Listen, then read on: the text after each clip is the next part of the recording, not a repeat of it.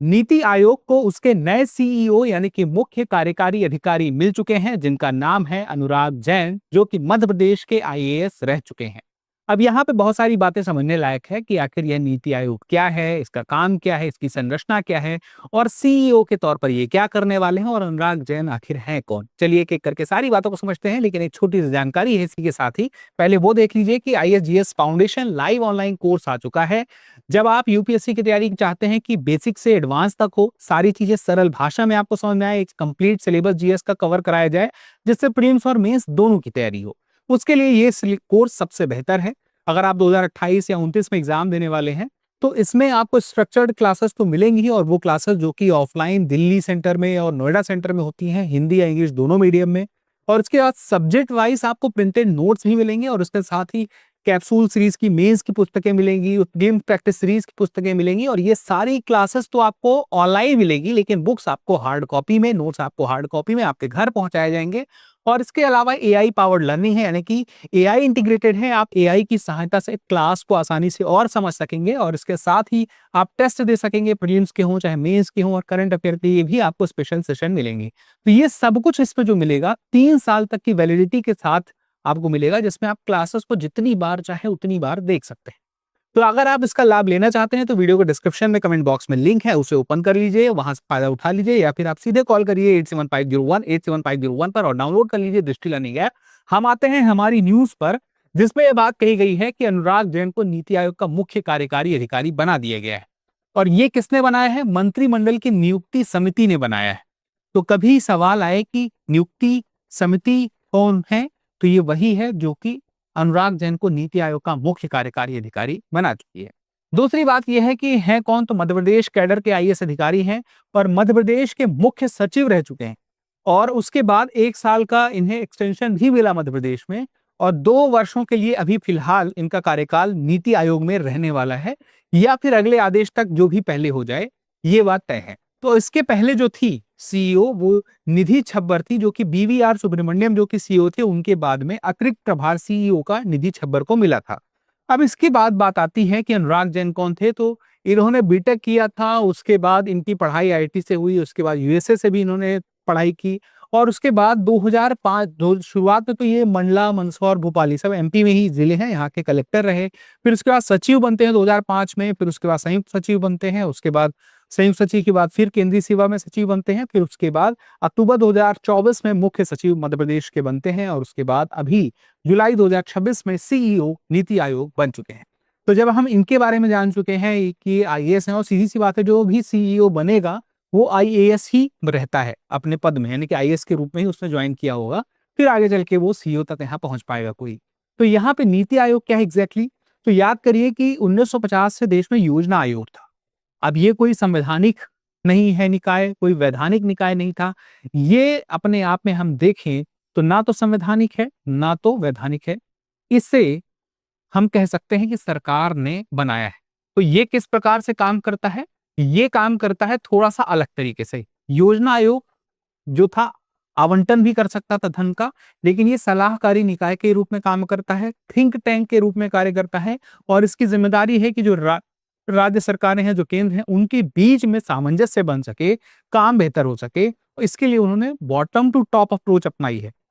योजना आयोग के लिए कहा जाता था कि उस टॉप टू बॉटम अप्रोच है, यानी कि केंद्र जो सोचता है विचारता है वो नीचे की ओर जाता है, और नीति आयोग में कहा जाता है जो राज्य सोचते विचारते हैं वो फिर ऊपर की ओर आता है।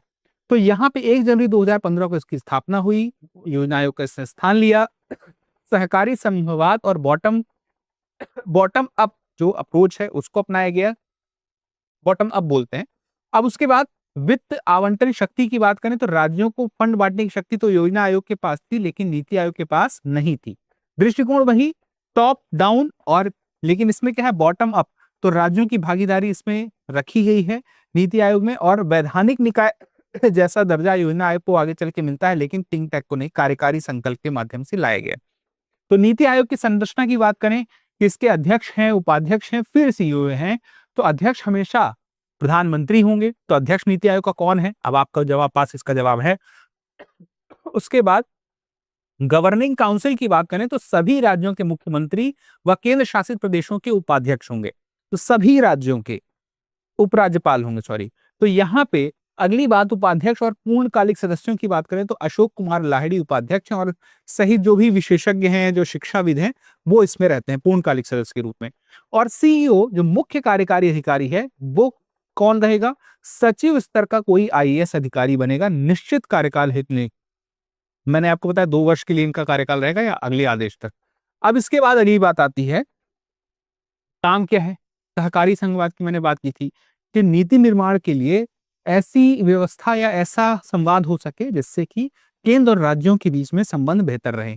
विकास रणनीति की बात करें तो राज्यों के साथ मिलकर के दिशा निर्देश तैयार हों राष्ट्रीय स्तर पे, फिर ग्राम स्तरीय योजनाओं के लिए भी काम किया जा सके और इसके अलावा अंतर विभागीय समन्वय हो देश के स्तर पर पूरे, वो काम करने का काम नीति आयोग का है।